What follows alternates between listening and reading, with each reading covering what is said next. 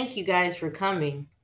We're gonna wait just a couple minutes, but as people are coming in, I want to thank you guys for coming in to our SC Thrive Mental Health Matters Change Your Mindset forum. Now, I just want to get you guys to think about one goal you have set for 2021. And if you like to share, you can share it in the chat. So I'll tell you what one goal is for me. My goal for 2021 is to get through without getting any more gray hairs than I already have. Is that realistic? Is it a smart goal? No. But it's just a goal that I set for myself because I only want the Della Reese swoop. I don't want everything to be gray. But that's my goal. My realistic goal is to help my kids get through their next 6 months of college. That is a goal for myself. It's a realistic goal and it's a smart goal.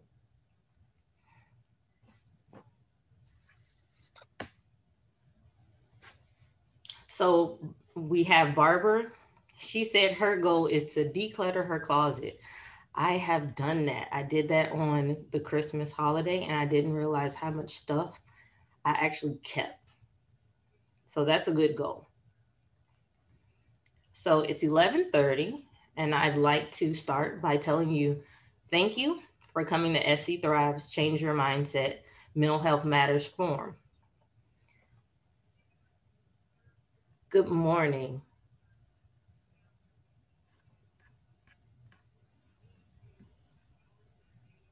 We will have your videos off, Joanna. So just to give you a little idea of what SC Thrive does, SC Thrive leads South Carolinians to stability by providing innovative and efficient access to quality of life resources. What does that mean? In a nutshell, what we do is we help people that need help, assistance. We help them find the assistance, help them fill out applications, and get them to a point of where they can be self-sustainable and stand alone. So today, our guest speaker is Jen. Help me out, Jen. Szymanski. Szymanski. She is one of my mentors. And Jen, can you tell us a little bit about what you do? Sure. So I have my own little business. It's called Szymetrics, and it's a little consulting firm, and I work with individuals and I work with teams and complete organizations. And my whole purpose is to elevate them in becoming their best version of themselves, whether it's as individuals or in a team setting. So I do facilitation. We work in a strengths-based environment. We always pull on strengths. And I do consulting with these companies to help build their teams, build their strategies in the best possible way forward. I also work a lot with women leaders in helping them to access more of their feminine side to bring about their authentic leadership and marrying that up with some of the masculine qualities. So work a lot with organizations, teams, and leaders and really becoming the best that they can be at whatever it is that they're striving to do. Thank you. Mm-hmm.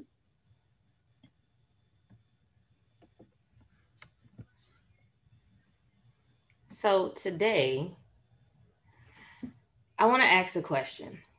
Ever been in a really bad mood or situation and gotten the simple advice to just smile? As if it was that simple to solve all of your problems.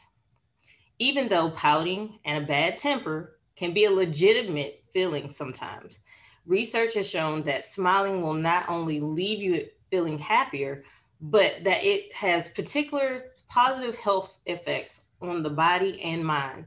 According to research, children smile on average 400 times a day, compared to an average happy adult who smiles maybe 40 to 50 times a day. And a typical adult smiles just 20 times a day. So you might be saying to yourself, why is smiling important? Well, smiling not only offers a mood boost, but it helps your body release cortisol and endorphins that provide numerous health benefits, including reduce of pain, um, stress reduction. It can even strengthen your immune system. So let's try it. Today, I'm challenging everybody on this Zoom call to just smile one time and see if it makes you happier in your day.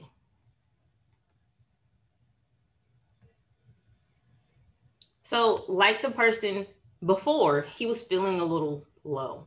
But if you look at cats, dogs, babies on YouTube, it makes you laugh. It makes you smile first, and then you laugh, and then you feel better. So I charge you today to smile a little bit. So usually when we map out a grand plan for life for today, for our businesses or for our children, we put a finish flag at the end. And we think to ourselves, when I get there, I'll celebrate. It makes perfect sense if you're expecting a nice straight line to victory. But knowing that we're going to encounter our fair share of disappointments, sometimes more than fair, between here and the finish line, we can't wait until we get there to celebrate. So, Jen, I have a question for you. How important is celebrating small victories? Wow. First of all, I'm smiling as I give you this response. So I want everybody who's on the call to know that I'm smiling, and I'm hoping that you catch my smile, even though you can't see it. Maybe you can hear it in my voice. I think it's very important to give yourself the permission to celebrate small victories along the way to wherever it is your journey is taking you, whether it's a goal that's short-term or long-term, but really like for sure on a long-term journey with a goal, you're going to want to celebrate the small victories, because sometimes this is what's going to keep you going, right? It motivates you to stay on track, to stay on task.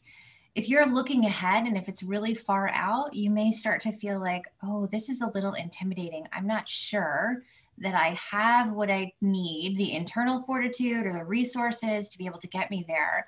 But if you can celebrate the small wins along the way, it makes you feel happy. It reminds you that you are actually making progress. You may start smiling.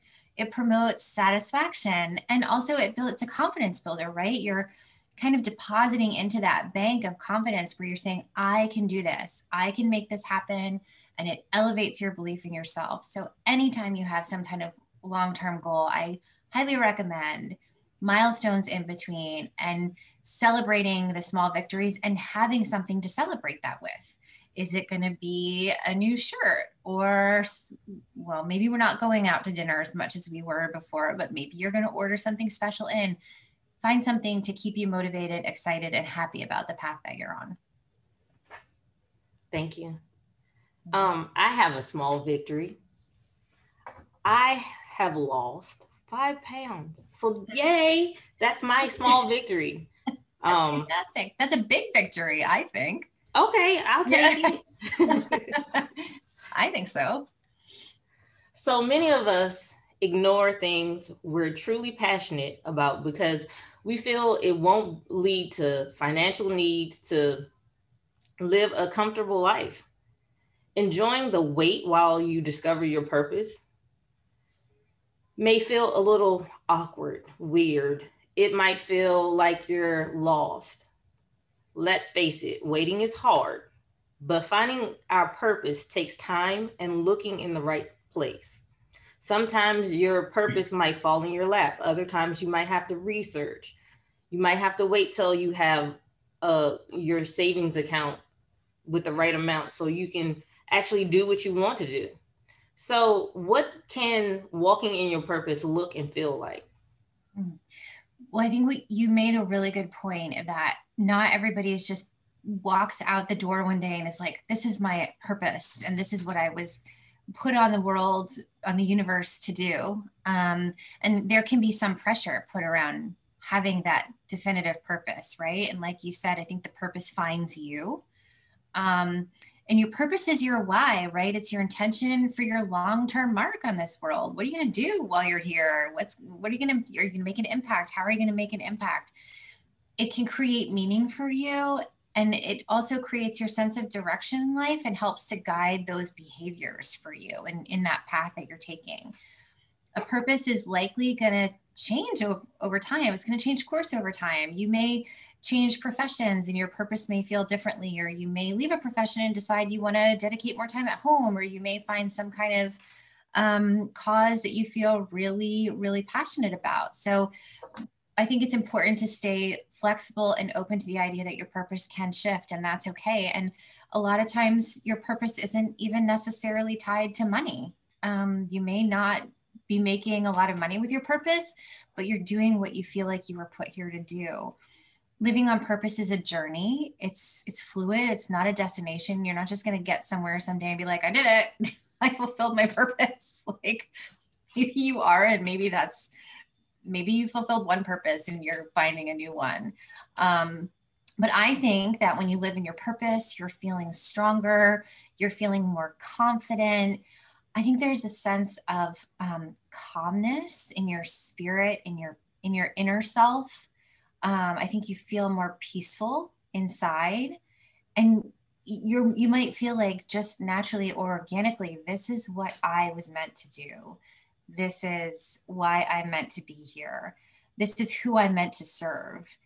And you may be able to face bigger challenges because you know that's part of the plan, and it's moving in some direction for some higher meaning. So I think that's what, for me, walking in my purpose feels like. Thank you. You're welcome. I haven't got there yet. I don't know. Like when I joined the military and I thought that was my purpose, but then I found out not so much. So I'm walking in a purpose. I don't know if it's the purpose, but it's the purpose for right now. It's the and purpose that's okay. Right, it is. And you as an individual, hopefully, are always evolving, right? Like you don't want to become stagnant and static. It's the purpose of life is to grow and develop and find where your magic is. And that may take time, or it may be different increments. But I remember hearing somebody say to me one time, you can't just write a purpose. And I thought, oh my gosh, that's so helpful. That takes so much pressure off of feeling like I need to know what I'm doing. But when I became reflective, introspective, and I really found what it is that one I was good at, but also love doing, and I wake up in the morning and I'm excited to start my day and get into the work that I'm doing, that's when I started to feel like, I think this is it. I think I found my purpose. Who knows what happens next year? May stay, may change. Right. But I'll evolve with it, right? Keep a growth mindset. Yeah. So I have a question for everyone. And I want to say that self-care is very important. In the military and other places I've worked, self-care was on the back burner and mission came first. Here at SE Thrive, self-care is not only preached, but we also teach it. So, and we do it. My supervisor makes sure I eat. And for me, eating is not a thing. So I have to make sure I take out my food in the morning and put it in my lunchbox. So self-care might be something that you have to get in a routine of doing. So I want to ask the group, are you taking enough time for self-care? So if you're like me, when I got out the military, I was like, what is self-care? I know how to keep the mission going. I know how to make sure the team is good, but what's self-care? Well, self-care is a necessary human regulatory function, which is under an individual's control. It's deliberate and self-initiated. Self-care can be considered as can be considered opposing ends of the health related continuum or complex relationship. Basically, what does that mean? Self-care is what it sounds like. You have to take care of yourself. Knowing what self-care is not might be more important than knowing what self-care is. So in your opinion, what does self-care look like? Can I take a second to ask people that are on the call in the chat to stick into their chat box what their idea of, like, what's an example of self-care? Will that work? Yes. Okay. I'd love it if people just start at meditation. Okay, that's awesome. Anybody else have ideas of what self-care is? Or what your practice? Journaling. Yoga. Journaling, yoga. What else? What else are How about making a doctor's appointment and actually keeping it? Yeah. Yeah, there you go. Spending time in nature, reading. Awesome. Yeah. So self-care is something that is like what you were talking about, Eva. It's putting on lotion. Perfect. Yeah. Keeps your skin dry, like or moisturized, which in turn is going to prevent a lot of other issues, or just makes you feel good, right? Self-care is not an indulgence. And I think that's something, there's a difference between like self-care and a treat, like a big a treat, right? Taking yourself to the spa for a day, if you do that. I don't know if you do that, or getting a manicure, whatever it is that's kind of like above and beyond. I think it's something that is not an indulgence. I'm not holding my feet. That is definitely self-care. That is definitely self-care. I love that. Yeah. These are, I mean, I'm going to speak to that. There are things you should be doing every day to stay at your best. If you've got a full bladder, you're not going to operate efficiently. That's for sure. You may have some accidents along the way. But you need to nourish yourself in order to show up as our best self in the world and serve others. And if you don't do that, here's one: prayer, spiritual growth, believing my worth, knowing I have a God-given purpose. Yeah, that's being kind to yourself, right? That's loving kindness. That's self-care. Some of the things that I think of are saying no to someone, even if you think it's going to disappoint them. You have to take care of yourself. You need to prioritize. Dealing with your finances, that's not fun, but it keeps things in order. Maybe it's going to bed at night instead of watching that last series of something on Netflix or Amazon, because you know you have to get up at 5 a.m. and you're going to be totally exhausted if you stay up. It's better to binge. It's better to binge on when you know the next day you don't have to go to work. Yeah. Find a Saturday, find a day off. And that's giving yourself ultimate self-care. You're just sitting and you're letting your brain rest and your body rest. Talking to myself, like I talk to a young child that I love. Yes. Self-love. We should all, thank you. Is that your name, Toya? Yeah. Thank you. I wish we could all do more of that. Because that's so very important. So it's self-care is really doing the things that are important, that are going to keep you at your best for your day. And they should be routine, things that you put into place every day: meditation, prayer, going to the bathroom, eating, right? Making the time to do those things that nourish you inside and out. So why does it matter? You might be asking.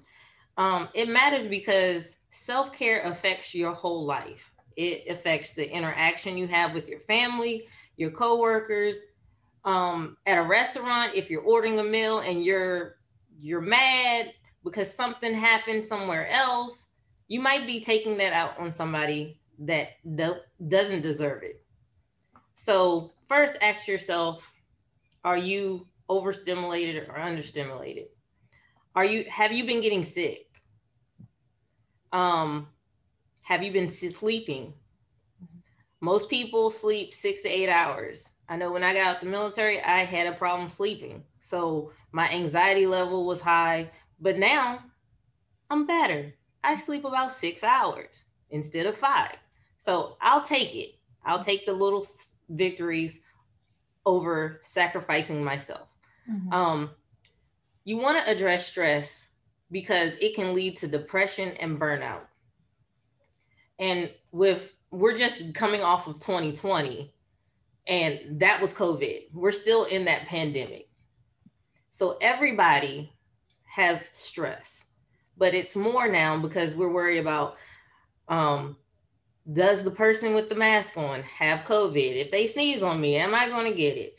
Is my child all right? Is my husband all right? Is my mom all right? If I order a meal, are they going to have on mask? If I walk past somebody, did they use hand sanitizer? So the stress level is high, but you don't have to have a high stress level. There are things that you can put in place, like journaling. You can just be happy for what you have and not focus on what happened yesterday or the day before. Live in the moment. That's right. So there's a doctor, Sherry, and she was speaking at a graduation ceremony. And what she said is she was able to find her purpose and change her outlook. And by doing so, she found that people can alter their lives by changing their attitudes. You're not a failure because you try something and it doesn't work out. You fail only when you stop trying. So I want everybody to think about when you were growing up. Did you, if you couldn't play basketball, did you feel like a failure, or did you just move on to another sport? Or you figured out that sports wasn't your thing and you picked up something else? That's kind of the way that we all should be. Telling someone to never give up is a terrible advice. Successful people give up all the time. If something isn't working, smart people don't repeat and repeat and repeat. They revise, they adjust, they pivot, and sometimes they even quit. As the saying goes, insanity is doing the same thing over and over and over again and expecting a different result. Life requires both strategies. Sometimes you need to display unwavering confidence and double down on your efforts. How do you define failure? So I think when you fail, you haven't achieved something that you set out to do, right? Whether the circumstances didn't support you, or you decided you weren't going to move forward with it, or you just gave up on something. But I think, and I'd love to see in the chat box, who has failed? Yes or no? Happy. I would love to see how many people are happy or okay to admit that they failed at something. I'll be the first. Yes. I'll be the second. I have 2 hands up, 10 fingers here. Like full on failure has happened. I have. Good, Margie.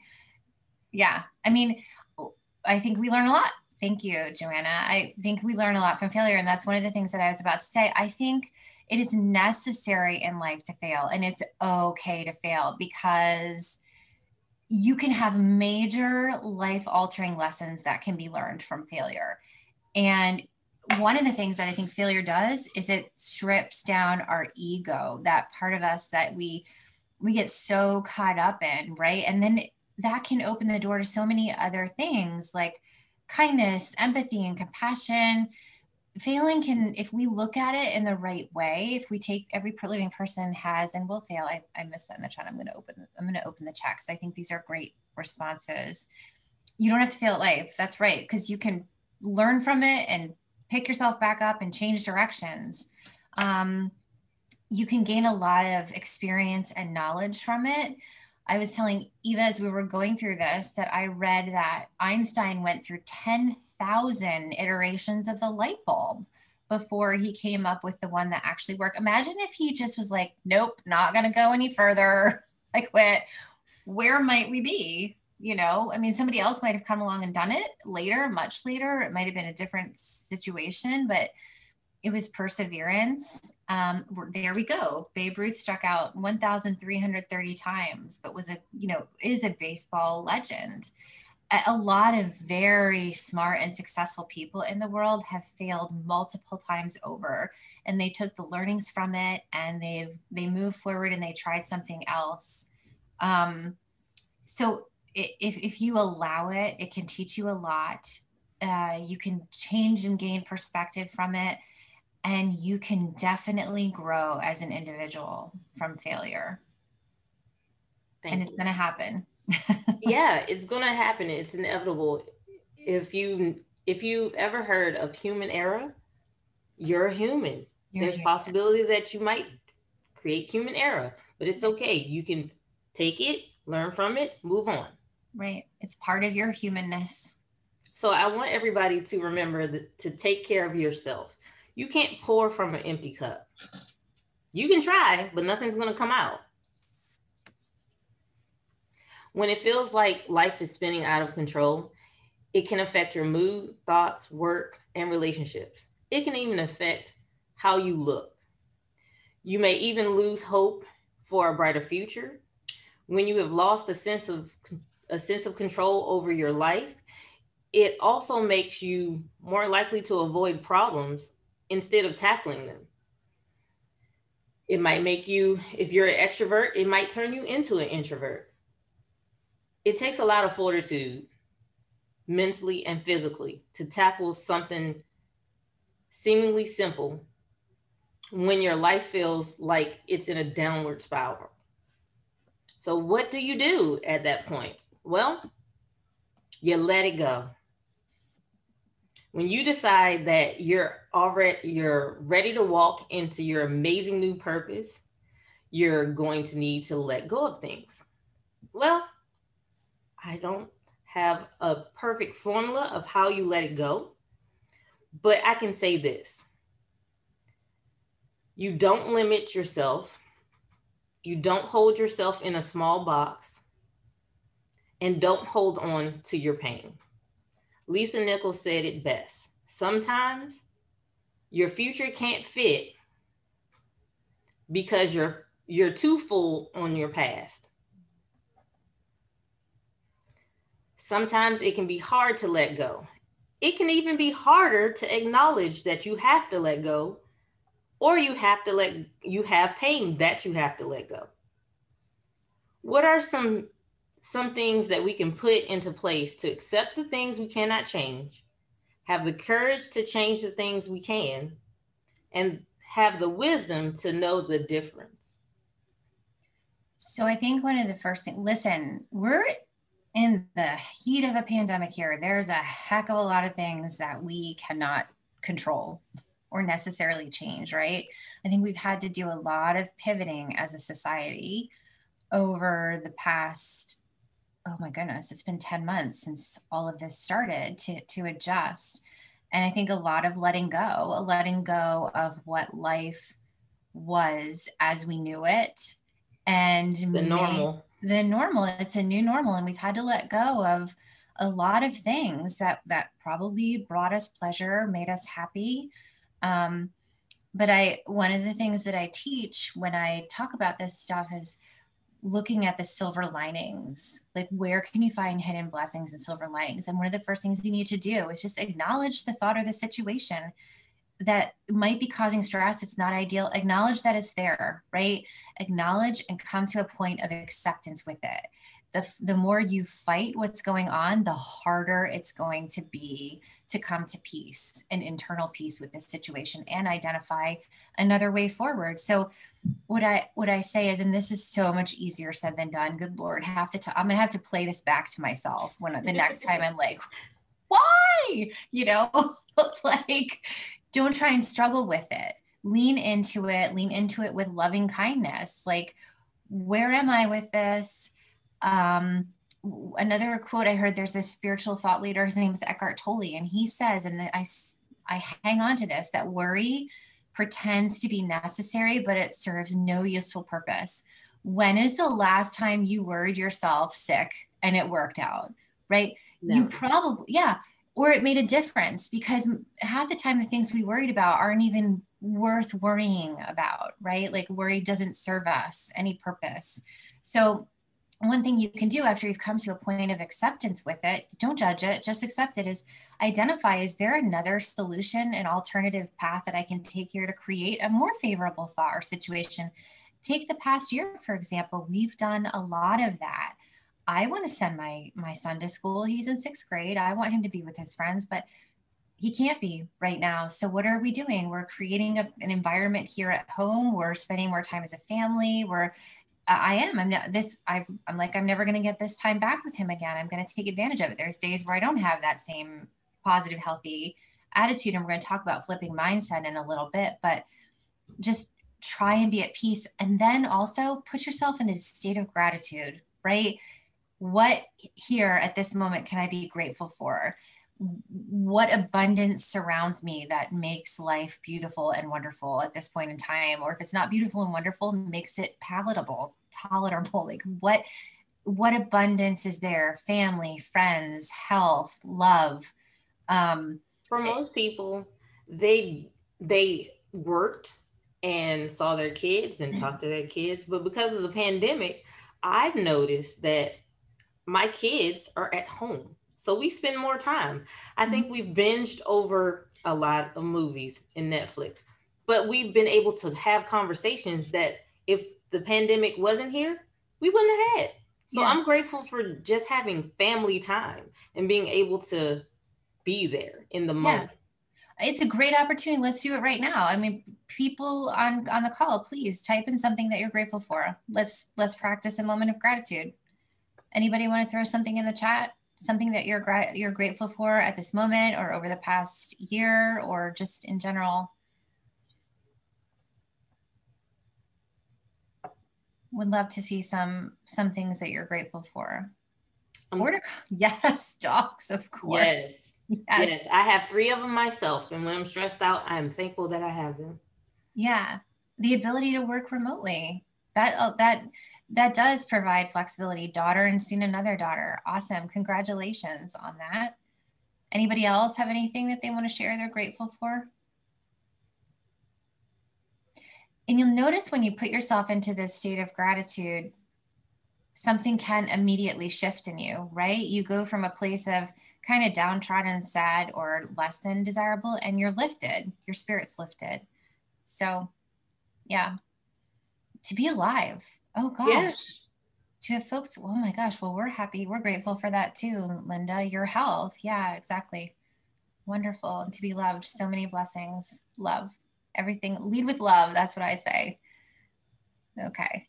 And I'm grateful one thing I'm grateful for is to be able to feel comfortable on a Zoom conference.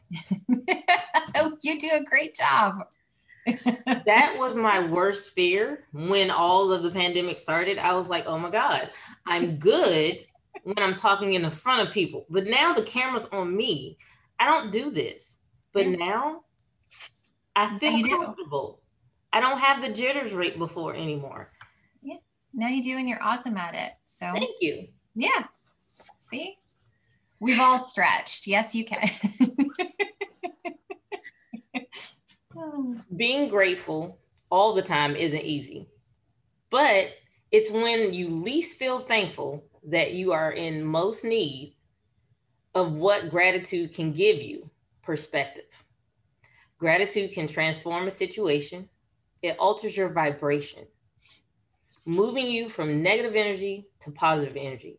It's the quickest and easiest, powerful way to affect change in your life. It can change your mood. We've already seen that. However, it can change your perspective on the way you look at the future. So how does someone manifest positive energy and send it back into the universe? Well, this is one of my favorite topics, energy. I spent a lot of time on energy, positivity in my own life. And so everything in the world is energy, right? Everything has, is there a question? We have a question. Sorry, I don't want to move on before. Linda has her hand up. Okay. Hi, Linda.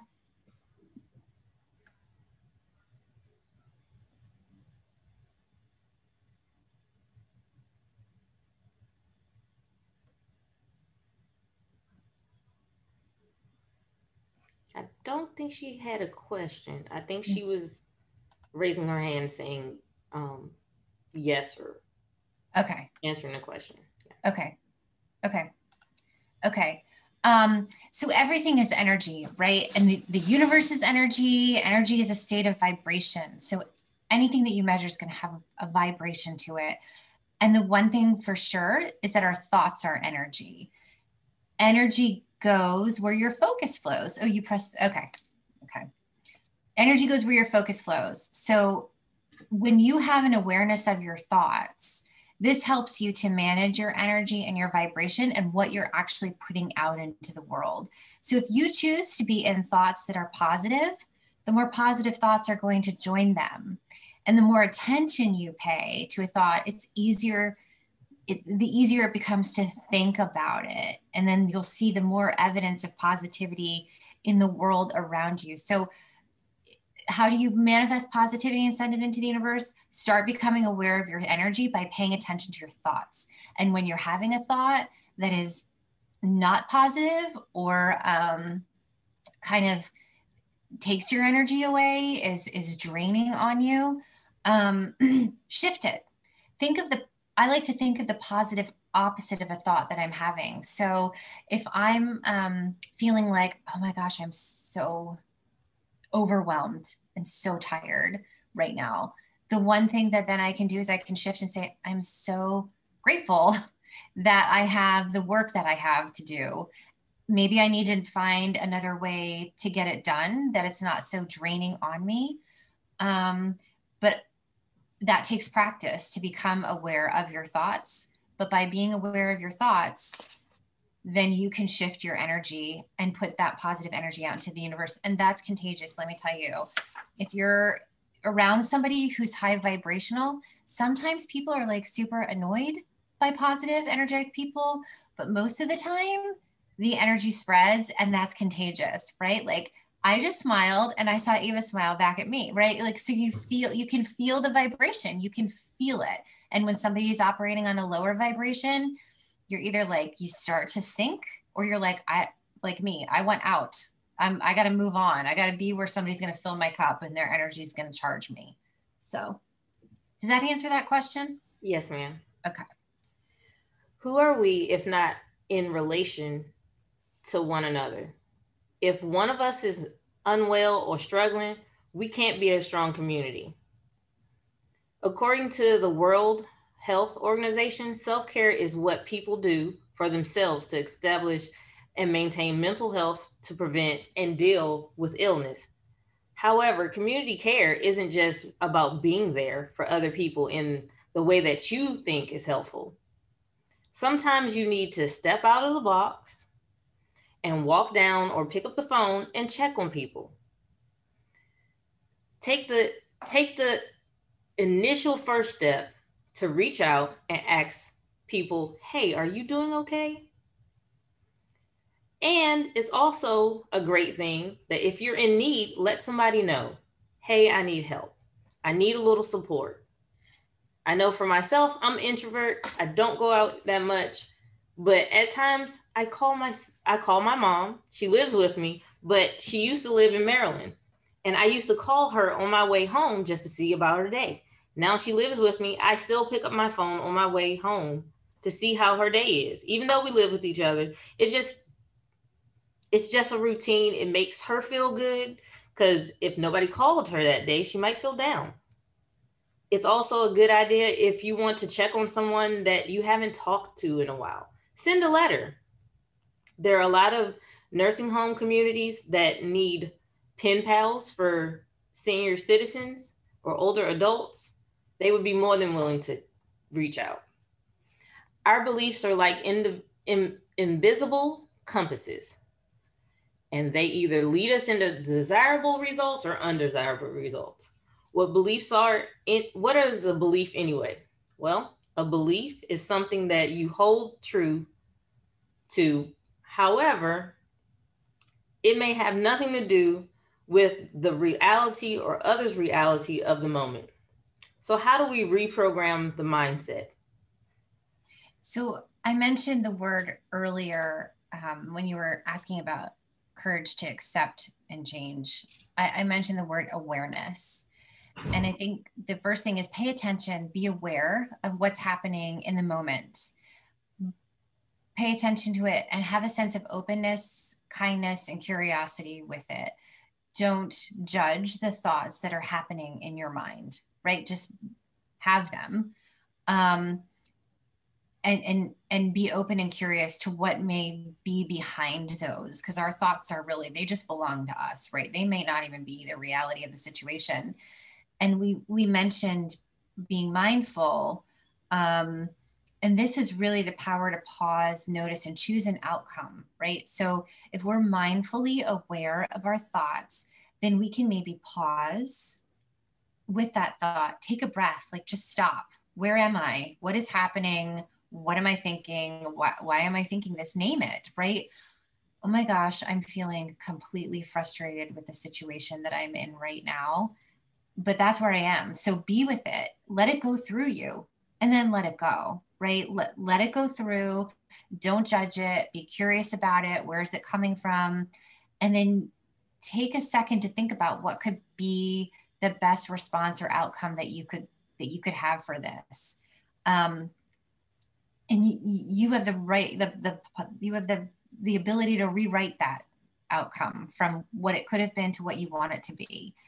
You also have the ability to realize in that moment, you might not have the resources to deal with the situation in the way that you would best want to deal with it. So you may just need to be with it and let it ride out and let it go through you and come back to it when you have the proper resources. So important to not judge yourself, let it go through you, be with it, name it, and then rewrite an outcome of what you want it to look like, right? I'm so frustrated. I'm so angry. I'm going to just breathe, be with this. And then I'm going to, what is the outcome? What can I do? What can I learn from this? What can this teach me? Develop yourself through the process, because you can really make it that you shift your perspective and how you're seeing things and how you're handling things. Does that help with how you shift minds with tools for shifting mindset? I believe so. Yeah.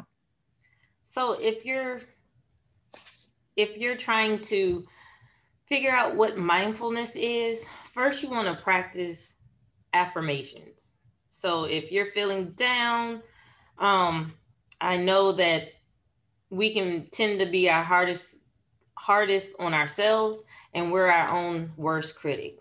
Over time, this can be form a negative opinion of yourself, and it's hard to shake. So to stop this, you'll need to be mindful of the voice in your head. It's that thing that you keep hearing. You're not crazy. However, you can shift your mind by responding to it with a positive message. Mm-hmm. It's sometimes known as positive self-talk. So what is mindfulness? Well, mindfulness can be a multitude of things. So how can a person practice mindfulness throughout the day at work? Yeah.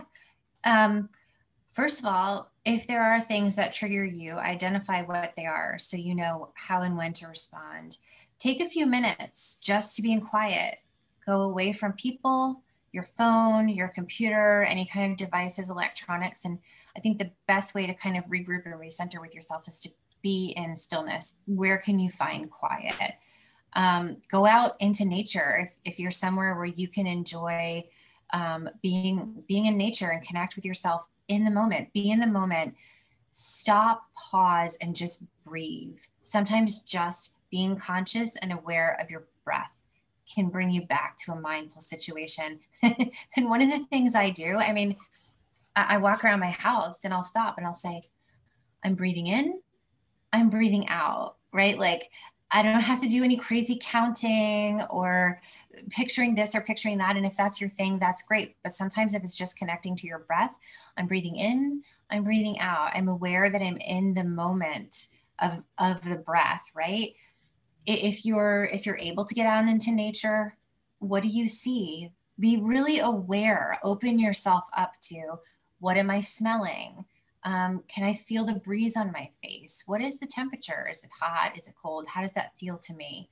Um, Another thing you can do is find things to be grateful for during the day, right? Instead of the attitude of, I have such a busy day today, maybe say, wow, I have a full hour for lunch today. That's awesome. I am busy, but I have a whole full hour to just eat myself. Like, go away from your desk, eat your lunch, enjoy what you're eating, taste what you're eating. And then also another thing I think that is important is to just try and focus on one thing at a time. We are definitely in a period where we're trying to do so much at once, multitasking, just trying to get a lot done in short periods of time. And I think that opens up the door for making mistakes, which can then get you into bad mindset and then you're spiraling downwards. So if it's possible in the workday, try to focus on one thing at a time instead of doing so much at once. How can you manage your energy levels throughout the day? I know we talked about the ebbs and flows.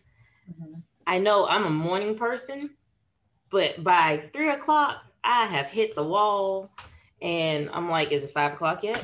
Mm-hmm. 5 o'clock yet? But now, since I know that, you know, at 3 o'clock, I'm going to hit the wall, I've kind of switched what I do. Mm-hmm. So how does a person manage their energy levels throughout the day? Right. It's a great question.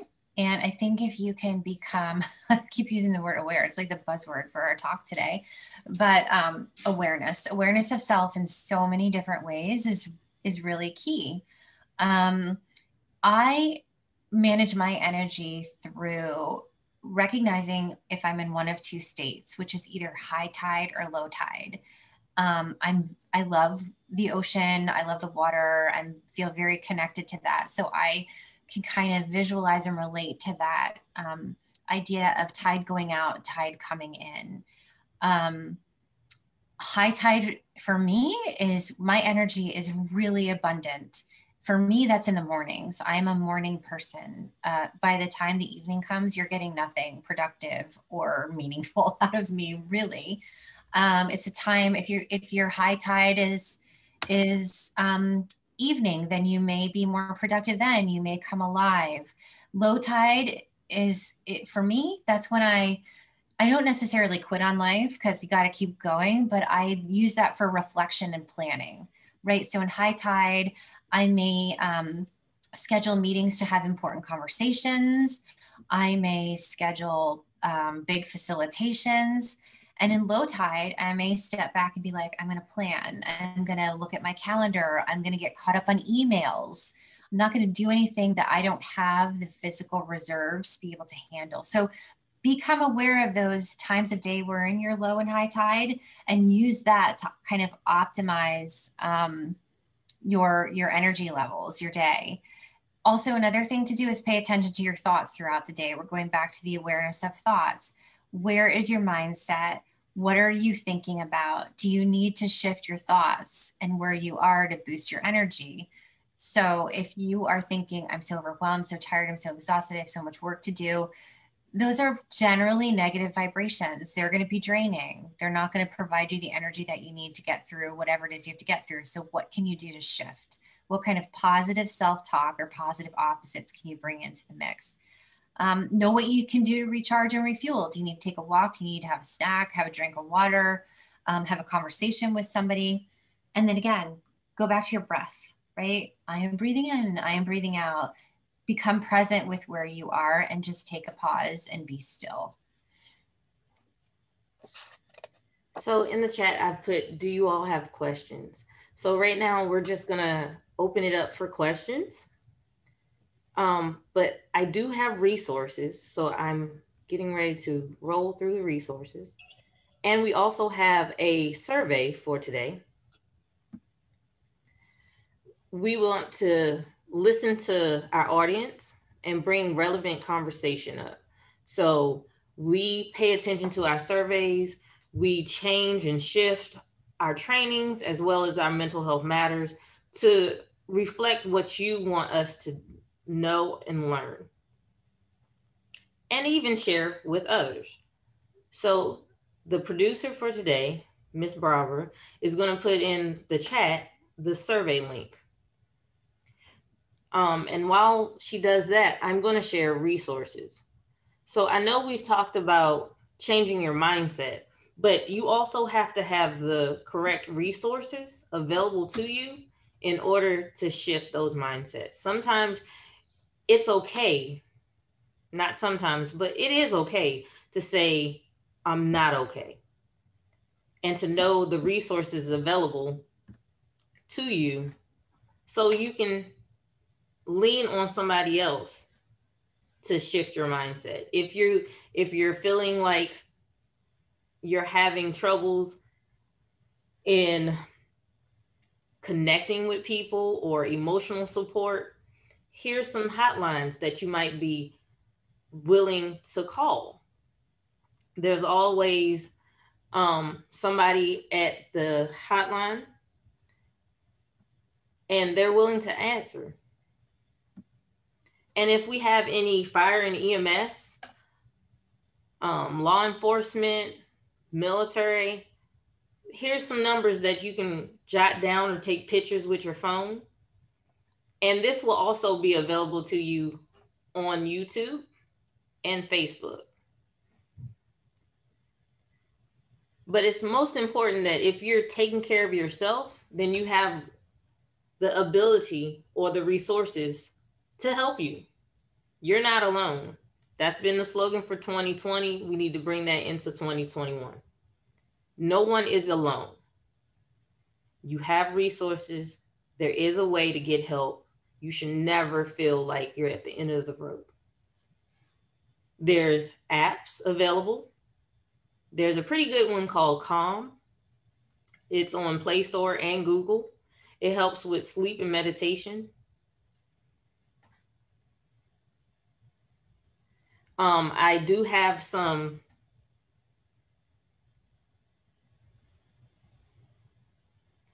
Miss Linda, if you email Miss Barbara, if you not email, but if you can give us your email address, if you can private message Miss Barbara Miller, I will make sure to email you the list.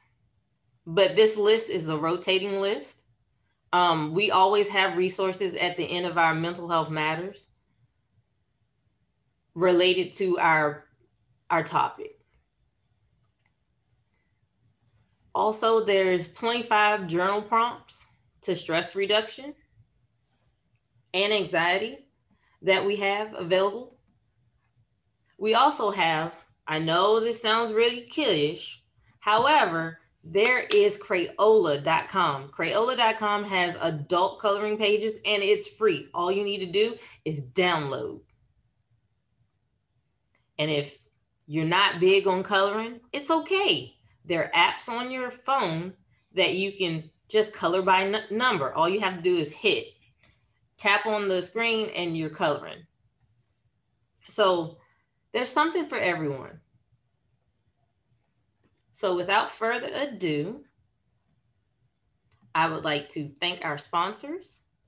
And most of all, I thank you for attending our forum today. Thank you, Jen. And you can reach out to us at sethrive.org. You can even call us at 800-726-8774. You can check us out on Facebook, Twitter, Instagram, and YouTube. And it ends our forum. Thank you for attending.